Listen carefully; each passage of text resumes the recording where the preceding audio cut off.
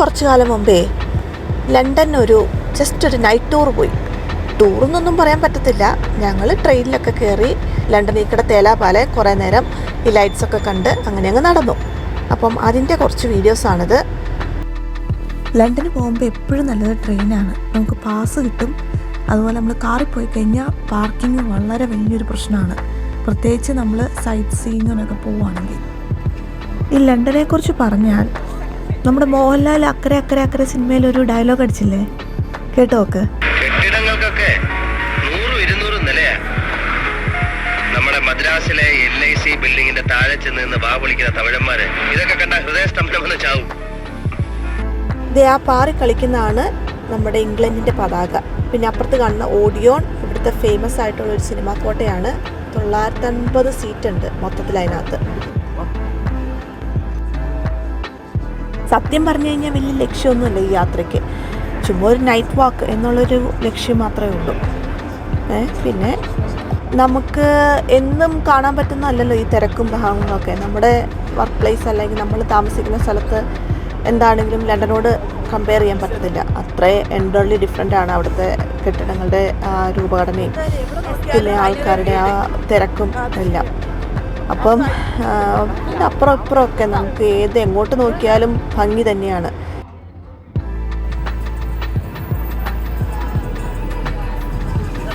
ഈ പോർട്രേറ്റ് വരയ്ക്കുന്നതില്ലേ, അത് നമുക്ക് ലണ്ടനിൽ മാത്രമല്ല കേട്ടോ, ഏത് ഒരു തിരക്കുള്ള സിറ്റി ചെന്ന് കഴിഞ്ഞാലും നമുക്ക് ആൾക്കാരെ കാണാൻ പറ്റും. ഇതുപോലെ റോഡ് സൈഡിലിരിക്കുകയും നമുക്കൊരു തുക പറഞ്ഞ് ഉറപ്പിച്ചിട്ട് അവർ നമ്മുടെ മുഖം വരച്ചു തരുകയും ചെയ്യും.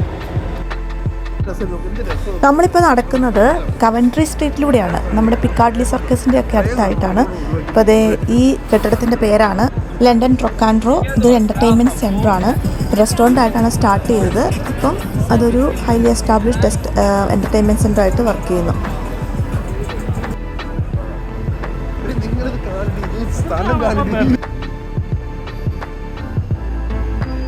ഈ സൈക്കിളില്ലേ, അത് നമുക്ക് പേ ചെയ്തിട്ട് ഉപയോഗിച്ചിട്ട് സൈക്കിൾ സ്റ്റാൻഡുകളുണ്ട്, അവിടെ പോയി കണക്ട് ചെയ്ത് കഴിഞ്ഞാൽ തിരിച്ച് കണക്ട് ചെയ്യാൻ പറ്റും. അപ്പം പല പല സ്ഥലങ്ങളിൽ നമുക്കിതുപോലത്തെ സൈക്കിളുകൾ കൂട്ടി വെച്ചിരിക്കുന്ന കാണാം.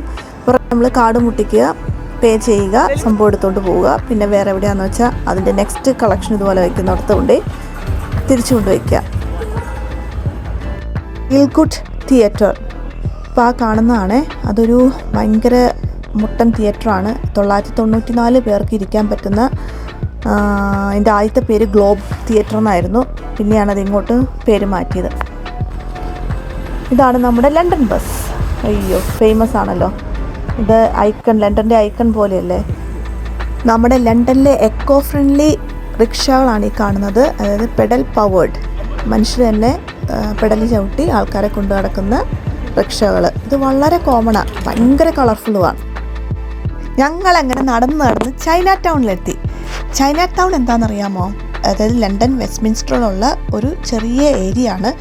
അത് മൊത്തം ഒരു ചൈന രൂപത്തിലേക്ക് മാറ്റിയെടുത്തിരിക്കുകയാണ്. അതിനകത്ത് തോരണങ്ങൾ, അതിൻ്റെ റെസ്റ്റോറൻറ്റ്, അതിനകത്ത് എഴുതിയിരിക്കുന്ന എഴുത്തുകൾ, അതിനകത്ത് ഓരോ സൂപ്പർ മാർക്കറ്റുകൾ, പിന്നെ എന്താ പറയുക, അവിടെ ഒരു പവിലിയൻ ഉണ്ട്. മൊത്തം ഒരു ഓറഞ്ച് മയം. എന്ത് രസമായിട്ടാണെന്നറിയാമോ ആ സ്ട്രീറ്റ് അലങ്കരിച്ച് വെച്ചിരിക്കുന്നത്. നമുക്ക് എങ്ങനെയാണ് നമ്മുടെ കണ്ണി പിടിക്കും. ഏത് സ്ട്രീറ്റിൽ കൂടെ പോയാലും ഈ ചൈന ടൗൺ ഇരിക്കുന്ന സ്ട്രീറ്റിൻ്റെ പേര് ജാർജ് സ്ട്രീറ്റ് എന്നാണ്. ഇതിൻ്റെ സൈഡിൽ ആയിട്ടാണ് സോഹോ വർക്ക് ഉള്ളത്. പക്ഷേ നമ്മൾ ഏത് സ്ട്രീറ്റ് മിസ്സായാലും ഈ സ്ട്രീറ്റ് നമ്മൾ മിസ്സാക്കത്തില്ല, കാരണം അത്ര അട്രാക്റ്റീവാണ്. അതിൽ കൂടെ പോകുമ്പോൾ നമ്മളത് കയറാതെ പോകത്തില്ല. പിന്നെ ഫുഡിൻ്റെ കാര്യം പറയണ്ട, ചൈനയിലെ എല്ലാ ഫുഡും അവിടെ കൊണ്ടുവച്ചിട്ടുണ്ട്. അപ്പം ഭയങ്കര നല്ലൊരു അനുഭവമാണ് അവിടെ വിസിറ്റ് ചെയ്യുവാണെങ്കിൽ കേട്ടോ.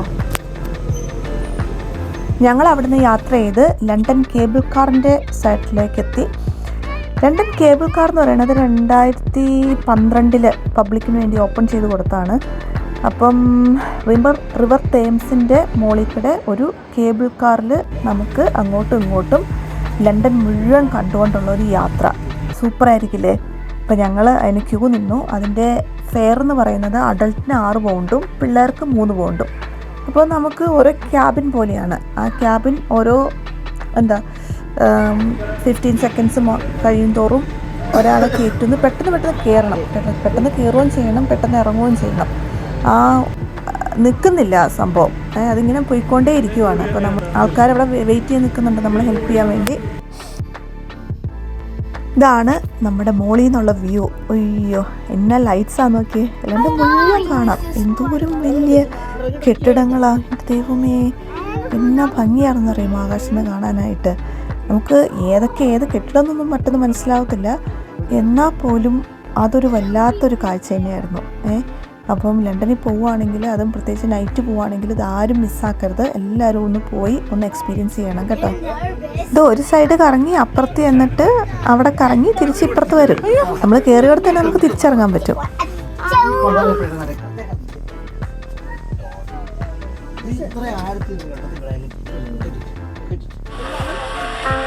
ഈ കെട്ടിടത്തിനകത്ത് ആയിരക്കണക്കിന് മുറികൾ കാണും, 100 കണക്കിന് ലിഫ്റ്റുകളും.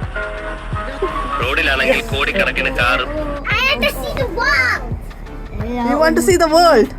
ബലൂൺ കണ്ടു കഴിഞ്ഞപ്പോൾ മറ്റേ ഒരു ഹൊറർ പടമല്ലേ ഇറ്റ്, അത് പെട്ടെന്ന് ഓർമ്മ വന്നു. ഞങ്ങളങ്ങനെ തിരിച്ചു പോവുകയാണ്. ഞങ്ങൾ കുറേ നേരമായി നടപ്പ് തുടങ്ങിയിട്ട്, എല്ലാവർക്കും കൈയും കാലൊക്കെ വേദന എടുത്ത് തുടങ്ങി. അതുകൊണ്ട് ഞങ്ങൾ തിരിച്ചു പോകാമെന്ന് വിചാരിച്ചു. പക്ഷേ നടന്ന വഴിയൊക്കെ പിന്നെ തിരിച്ച് നടക്കണമല്ലോ, അപ്പം ഞങ്ങളിപ്പോൾ അതൊക്കെ തിരിച്ച് നടക്കുവാണ്.